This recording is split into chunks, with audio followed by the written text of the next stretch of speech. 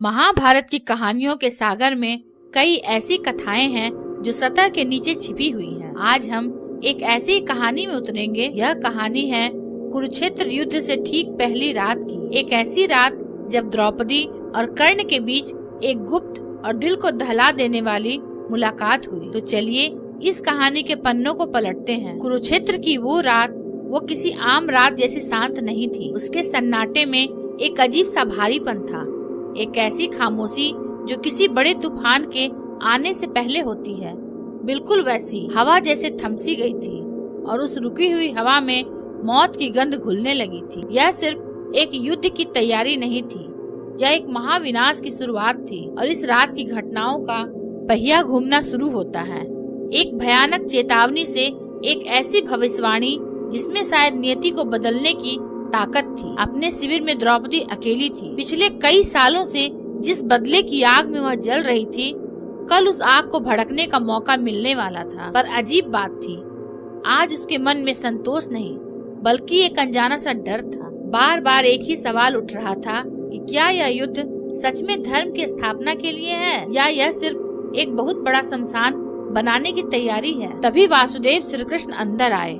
उनके आने से कमरे का माहौल ही बदल गया, लेकिन आज उनके चेहरे पर वह जानी पहचानी मुस्कान नहीं थी। चेहरा बिल्कुल गंभीर था और आंखों में एक ऐसी गहराई जिसे कोई माप नहीं सकता। श्री कृष्ण की आवाज इतनी गंभीर थी कि द्रौपदी का दिल कांप उठा। उन्होंने कहा, पांचाली, मैं तुम्हें चेतावनी देने आया हूँ। कौरव सेना में एक योद्धा है जो कल तुम्हारे 5 पतियों का काल बन सकता है। यह शब्द किसी हथौड़े की तरह द्रौपदी पर बरसे। द्रौपदी के मन में भीष्म पितामह और द्रोणाचार्य का नाम आया, पर श्री कृष्ण ने न में सिर हिला दिया। उन्होंने कहा, नहीं, मैं उस योद्धा की बात कर रहा हूँ जिसका गुस्सा प्रलय ला सकता है, जिसके पास अपने सम्मान के अलावा खोने को कुछ भी नहीं है। वो योद्धा है अंगराज कर्ण। श्री कृष्ण ने फिर वह राज खोला जो इस कहानी की जड़ है। उन्होंने समझाया, वह तुमसे नफरत नहीं करता पांचाली,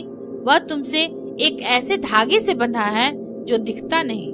वो धागा वेदना का है, अपमान का है और किस्मत के क्रूर खेल का है, जिसमें तुम और वो दोनों ही बस मोहरे थे। श्री कृष्ण की इस चेतावनी ने द्रौपदी को एक ऐसे फैसले पर ला खड़ा किया जो शायद इतिहास बदल सकता था। उसने तय किया कि वह दुश्मन के शिविर में अकेली जाएगी।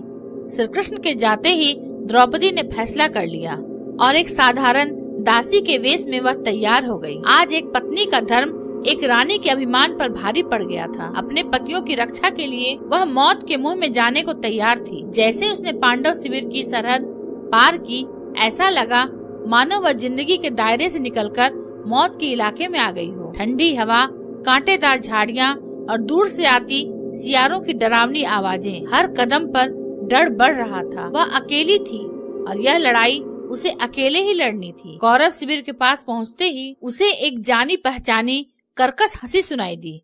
यह दुर्योधन था। उसके शब्द जहर की तरह द्रौपदी के कानों में घुले, पर इस अपमान ने उसे डराया नहीं बल्कि उसके इरादे को और भी मजबूत कर दिया। द्रौपदी ने उस तरफ देखा जहाँ शोर कम था। दूर शिविर के एक कोने में एक अकेला और बहुत ही साधारण सा तंबू था। वहाँ से शराब और जश्न का शोर नहीं बल्कि एक शांत दिए की रोशनी आ रही थी। द्रौपदी समझ गई, यही उसकी मंजिल है। और अब कहानी उस मोड़ पर आती है जहाँ किस्मत से बंधी 2 आत्माएं आमने सामने होती हैं। एक ऐसी टक्कर जो युद्ध का भविष्य तय कर सकती थी। द्रौपदी जैसे ही तंबू के पास पहुंची, पहरेदारों ने उसे रोक लिया। तभी तंबू के अंदर से एक आवाज आई। वह आवाज ऊंची नहीं थी, न ही उसमें कोई गुस्सा था, पर उसमें एक ऐसा अधिकार था कि सब अपनी जगह पर ही जम गए। वह आवाज कर्ण की थी।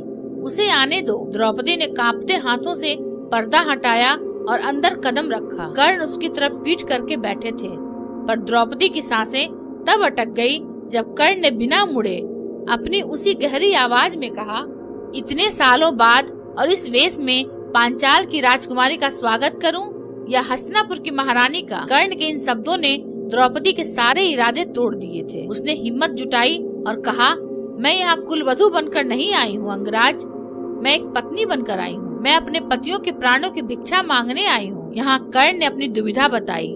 देखिए, उसका धर्म, कर्ण का धर्म सिर्फ शास्त्रों वाला धर्म नहीं था। उसका धर्म कृतज्ञता का धर्म था। जब पूरी दुनिया ने उसे सूत पुत्र कहकर ठुकरा दिया, तब दुर्योधन ने उसे सम्मान दिया और उस दोस्ती का कर्ज चुकाना ही कर्ण का सबसे बड़ा धर्म था। कर्ण ने जैसे अपना पूरा दिल खोलकर रख दिया। उसकी आवाज में सालों का दर्द था। उसने कहा, यह युद्ध मेरे लिए किसी राजपाट के लिए नहीं है, यह मेरे अस्तित्व की लड़ाई है। मुझे यह साबित करना है कि काबिलियत जन्म से नहीं, कर्म से मिलती है। और अब हम पहुंचते हैं उस आखिरी और सबसे विनाशकारी समाधान की तरफ। एक ऐसा वादा जो एक ही साथ वरदान भी था और श्राप भी। द्रौपदी ने अपने पतियों के प्राणों की भिक्षा मांगी थी। इस पर कर्ण एक उदास खोखली हंसी हंसा और बोला, मैं तुम्हें वचन देता हूँ, तुम 5 पतियों की पत्नी हो और इस महाविनाश के बाद भी तुम 5 पतियों की ही पत्नी रहोगी। लेकिन इस वचन के पीछे एक भयानक गणित छिपा था। कर्ण ने कहा, मैं युधिष्ठिर, भीम, नकुल और सहदेव पर शस्त्र नहीं उठाऊंगा, लेकिन अर्जुन को मैं यह जीवन दान नहीं दे सकता। इस धरती पर या तो अर्जुन रहेगा या कर्ण। मतलब अगर अर्जुन मारा गया तो कर्ण 5वें पति के रूप में जिंदा रहेगा, और अगर कर्ण मारा गया तो अर्जुन जिंदा रहेगा। संख्या 5 ही रहेगी। और फिर कहानी में आखिरी मोड़ आया। कर्ण ने बताया कि कैसे युद्ध से ठीक पहले माता कुंती उसके पास आई थी और उसे उसके जन्म का राज बताया। यह सुनते ही द्रौपदी के दिमाग में सारी कड़ियां जुड़ गई। सूर्य पुत्र कुंती का आना, पांडवों के लिए यह अजीब सा लगाव, उसे वह सच पता चल गया था जिसकी उसने कल्पना भी नहीं की थी। कर्ण पांडवों का सबसे बड़ा भाई है। जब द्रौपदी उस तंबू से बाहर निकली, वह कोई जीत हासिल करके नहीं लौटी थी। वो अपने दिल पर एक बहुत भारी पत्थर लेकर लौटी थी। एक ऐसा सच जिसे जानने के बाद वो न तो कर्ण से नफरत कर सकती थी और न ही उसकी होने वाली मौत पर खुश हो सकती थी। तो यह कहानी हमें कई सवालों के साथ छोड़ जाती है। कर्ण का दुर्योधन के प्रति अपनी दोस्ती का धर्म निभाना सही था या पांडवों की जान बचाना? क्या यह सब पहले से तय था या यह उन लोगों के अपने फैसलों का नतीजा था? और सबसे बड़ा सवाल, क्या अंधेरे में दिया गया एक वचन सच में रोशनी ला सकता है? जरा सोचिएगा इस पर।